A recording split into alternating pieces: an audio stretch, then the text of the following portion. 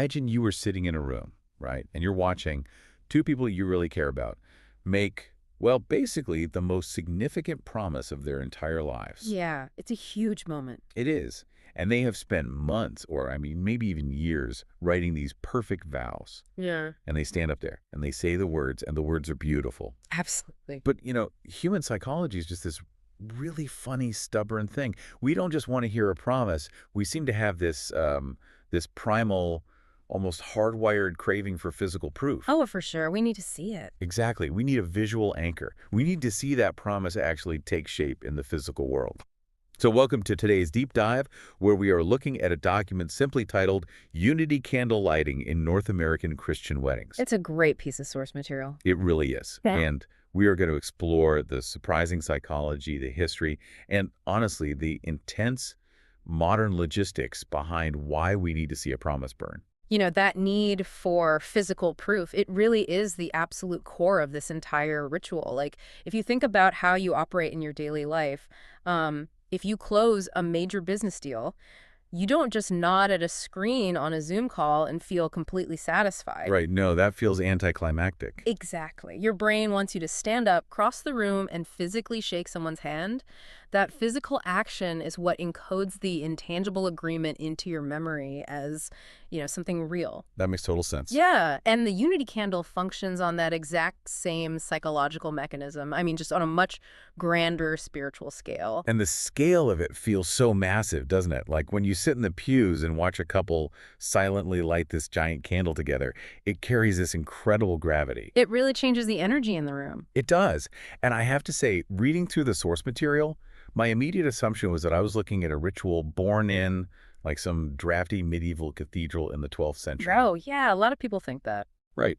I pictured monks and just centuries of this unbroken tradition. Yeah. But then I hit the actual timeline in the text. I had to read it twice because this isn't ancient at all. No, far from it. The document points out that the Unity candle really only gained significant popularity in North America during the 20th century. Which is wild. It is. It is a profoundly modern invention that has basically managed to pull off the ultimate cultural magic trick, Yeah. It successfully feels ancient. Which honestly just blows my mind. I mean, it's like finding out a sacred generation-defining family recipe was actually just a marketing clipping from a 1970s magazine. That is the perfect analogy. But I'm really curious about that specific timing. Why the 20th century? Because the text notes became especially common in Protestant and non-denominational Christian ceremonies. Like, what was happening culturally that made people suddenly say, well, we need a new candle ritual? So if you look at the broader shift in mid to late 20th century North America, you see this massive cultural move toward individualism and personal expression. For a long time, traditional wedding liturgies were incredibly rigid.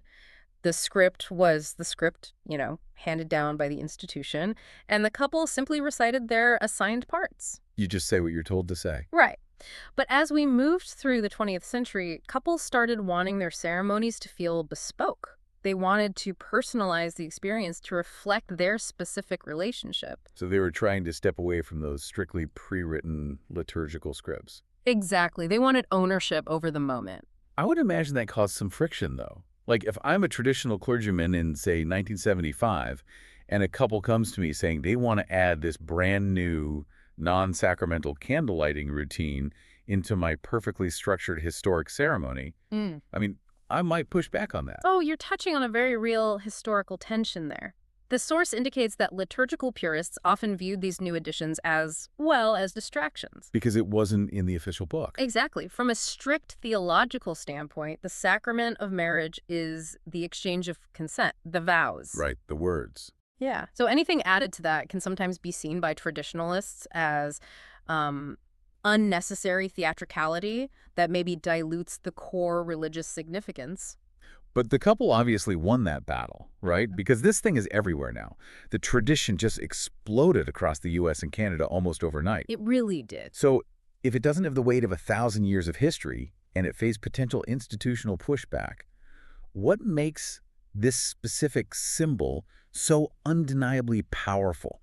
Like, how did it bypass all of that to become a modern staple? Well, I think it comes down to the sheer efficiency of the metaphor. How do you mean?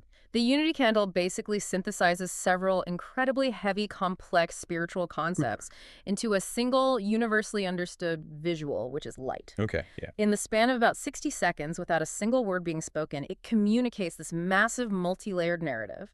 First, and obviously most prominently, marital unity. Two separate lives merging into one shared journey. Exactly. But I know you wanted to pause on that specific metaphor. Yeah, I do, because the source material makes a very distinct point here, and I don't want to skip over it.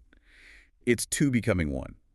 But the text is very clear that it is explicitly not about the destruction of the individual. Right, that's a key detail. And because you have two smaller candles and one large pillar. You aren't taking the smaller candles and literally melting them down into a pot of wax to forge the new one. No, and that is a crucial distinction. It is a visual representation of addition, not subtraction or erasure. That's a great way to put it. Yeah. And then you layer in the element of faith. For the Christian ceremonies detailed in the text, the flame itself is this bright, undeniable metaphor for God's presence, placed deliberately at the center of the relationship. Plus the family element, right? The text talks about honoring the support and blessing of both families, which brings this whole generational weight into the room. Absolutely. And finally, you have the universal human metaphor for enduring devotion, which is a steady, everlasting flame. It's a lot of meaning for a piece of wax. It really is. So to answer why it caught on so quickly, I mean, it's because it does an immense amount of psychological and spiritual heavy lifting.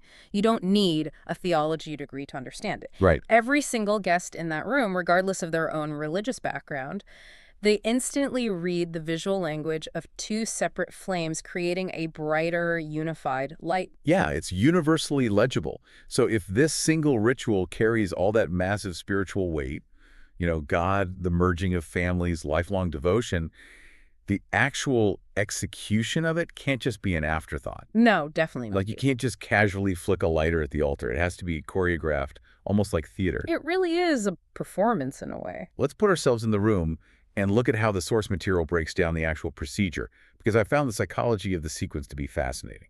Okay, so the physical setup usually involves 3 candles placed really prominently near the altar. You have the large center pillar and 2 smaller taper candles flanking it. One representing the bride, one representing the groom. And the ceremony actually begins with those 2 smaller candles, right? But the couple isn't the one to light them. The text says parents or close family members light those individual tapers before the ceremony even officially starts. Yes, and consider the emotional resonance of that specific choice. You have parents who have spent decades nurturing these individual lives, feeding them, protecting them. Wow, yeah. By having the parents spark the initial flames that the couple will eventually carry forward, you are physically grounding this new marriage in the history and the blessing of the families that built these two people. That is beautiful. It is a quiet acknowledgement that these individuals didn't just appear out of nowhere, They are the continuation of a lineage. It's essentially the passing of the torch, quite literally. Exactly. But here is where my curiosity really spiked when I was reading the outline for this deep dive. Hmm. After the parents light the tapers, the ceremony proceeds. We get the exchange of the vows, we get the exchange of the rings, Right. and only then do the bride and groom take their individual tapers to light the center candle. Yes, step 4.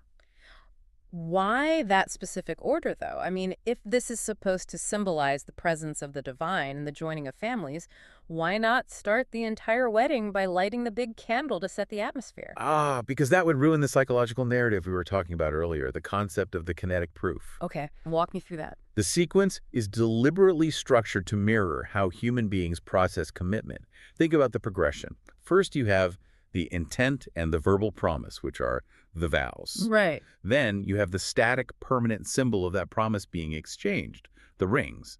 But lighting the candle immediately afterward is the dynamic enactment of the promise. So it's taking the invisible words that are just hanging in the air and giving them immediate, undeniable physical form. Precisely. You state the promise out loud, and then you immediately turn and demonstrate it in the physical world. Wow. You take these 2 separate, vulnerable flames and merge them into a single, much larger pillar of fire in front of everyone you know. It seals the spoken word with action. That is so powerful. And then there's a final moment of reflection, right? The officiant offers a prayer or a blessing over the new union. Yeah, step 5. But really, it feels like it's just a moment of silence. Everyone in the room just stops and stares at this newly lit candle. It gives the audience, and honestly, the couple themselves, a physical focal point to let the reality of what just happened actually settle into their brains. It creates a shared meditative state in the room. You are absolutely right that it allows the neurological reality of the commitment to really take root. Okay, so we have this deeply profound, highly structured choreography. But here is the reality check. Oh boy, here we go. This entire five-step setup assumes you are standing in a perfectly still, climate-controlled sanctuary. You have no drafts, a sturdy altar, and this hushed environment. Which is not the case for a lot of weddings today. Right. As the source text highlights, modern weddings are not bound by those walls anymore. People are getting married on beaches, in Malibu, on cliff sides, in like rustic barns with huge cross breezes. The adaptability of any tradition is really the only thing that guarantees its survival. As couples move out of traditional spaces, the ritual has to morph to survive the elements. But the elements are actively fighting against this specific ritual. I mean, I have to admit, reading through the practical challenges in the document gave me a sudden spike of secondary anxiety. Oh, I totally get that. I just pictured this gorgeous, sweeping outdoor wedding. The couple says their vows, there isn't a dry eye in the house. They step up to light the unity candle, the absolute emotional climax of the day, and a gust of wind just blows the whole thing out. It happens more than you think. Really? Like, what do? Do they pretend it didn't happen? Do they frantically dig for a lighter? It feels like the ultimate bad omen just waiting to happen right there at the altar. You are tapping into a very real, very pervasive anxiety within the modern wedding industry. It is basically a logistical nightmare trying to control fire in an uncontrolled environment. I can't even imagine. And that is where the source text pivots from the purely spiritual into the fiercely practical. It specifically addresses this tension, noting that for outdoor ceremonies, couples are essentially forced to adapt by using enclosed glass candle holders or heavy-duty lanterns just to protect the flame. The document also mentions the sheer mechanics of the candle itself, right? Like buying high-quality wax because cheap candles might smoke or burn unevenly or drip all over the altar. Yeah, nobody wants ruined linens. Plus, the choreography we talked about has to be rehearsed specifically with the photographer. Yeah. You don't want your very expensive professional photographer blocked by a massive floral arrangement at the exact second the flames merge. Which brings us to a really fascinating intersection of modern technology and spiritual anxiety. The text introduces a wedding planning platform called Weddizer. Right. And I have to say, on the surface, you might wonder why a logistical tech platform is being mentioned in the same breath as a sacred spiritual ritual. It is a bit of a pivot. Honestly, it did feel a bit jarring at first. Like we are talking about the profound merging of souls, and suddenly we are talking about a vendor management app. Just to be clear to you listening, we're simply reporting what's in the text here. We're not taking a stance on wedding apps or anything, but it was just a striking inclusion. But look at it as a reflection of our modern mindset. Yeah. We are a society that desperately craves that ancient spiritual feeling, but we simultaneously demand modern, frictionless execution. Oh, that's a really good point. A platform like Weddizer exists precisely because of the anxiety you just described about the wind blowing out the candle. It provides couples with the inspiration to personalize the ritual, sure, but more importantly, it provides the practical vendor recommendation. Okay, see. It is where you find the artisan who makes the wind-resistant, customized glass lantern or the high-grade smokeless wax. I see what you mean. It's almost like people use these logistical tools to build a fortress around the spiritual moment. That's exactly it. You manage the environment so aggressively with platforms and planners because the feeling of the ritual just must be preserved at all costs. You cannot be worrying about a cheap wick failing when you are trying to physically enact a lifelong emotional commitment. The logistics serve the sacred. If the logistics fail, the spiritual atmosphere is broken. And the text also highlights how this desire for personalization, managed through these modern platforms, has led to incredible variations that push the symbolism even further. Oh yeah, the custom candles. Right. Variations like custom candles that feature the couple's names, the specific wedding date, monograms, or scripture verses that are intensely personal to their relationship. And it isn't just about the aesthetics of the candle either. The text talks about family blending ceremonies, which I found incredibly moving when I read it. Yes, those are very special. If a couple is entering a second marriage or bringing children from previous relationships into the new union, they alter the actual choreography. Instead of just 2 tapers, they might have 4 or 5. Depending on the size of the family. Exactly. The children actually participate in the lighting, bringing their individual flames to the center pillar. It takes the abstract concept of two families merging and makes it profoundly literal for the children involved. It gives them physical, kinetic proof that they are an active, essential part of creating this new family unit, rather than just passive observers of their parents' wedding. That is so important for kids. The source also mentions how the unity candle is being integrated into multicultural weddings, blending this 20th century North American tradition with rituals from entirely different cultural backgrounds. It really shows the versatility of the ritual. It just goes to show how flexible that core metaphor of light really is. Yeah. You can drop it into almost any cultural context, and it still reads as unity in life. The survival and evolution of the unity candle perfectly illustrates how humans are fundamentally meaning-making machines. We really are. We will take an object as simple as a molded piece of wax and a piece of string, and we will imbue it with our deepest fears, our highest hopes, our generational histories, and our faith. Which brings us to the core takeaway for you listening to this deep dive. Whether you are actively in the trenches planning a wedding and stressing over wind-resistant lanterns, or you're just attending a ceremony this summer as a guest, understanding the mechanics behind this ritual changes how you see it. It definitely shifts your perspective. It isn't just a pretty photo opportunity. It is a brilliant, highly efficient psychological tool. It is the perfect marriage of profound, multi-layered symbolism, faith, family, commitment, with beautiful aesthetic execution. And knowing that this isn't some untouchable ancient magic, but rather a relatively modern tradition that we actively shape to fit our changing cultural needs, actually makes it far more impressive in my book. I totally agree. It proves that we haven't lost our capacity to create new rituals that hold genuine, deep meaning. It proves we still need to see the fire to believe the promise. But before we wrap up today's exploration, I want to leave you with one final, slightly provocative thought to turn over in your own mind. Oh, I like this part. It builds right on the source material's note about how the ritual symbolizes two becoming one, while still retaining their individual identities. Right, the visual of the two small tapers not being destroyed to make the larger flame. Yes, exactly. Think carefully about the sequence we mapped out earlier. The bride and groom take their individual tapers, they bring those separate flames together, and they light the massive center unity candle. But what do they do with their individual tapers immediately after that? That is a subtle but incredibly revealing detail. It really is. So, if you watch closely at the next wedding you attend, pay attention to that exact moment.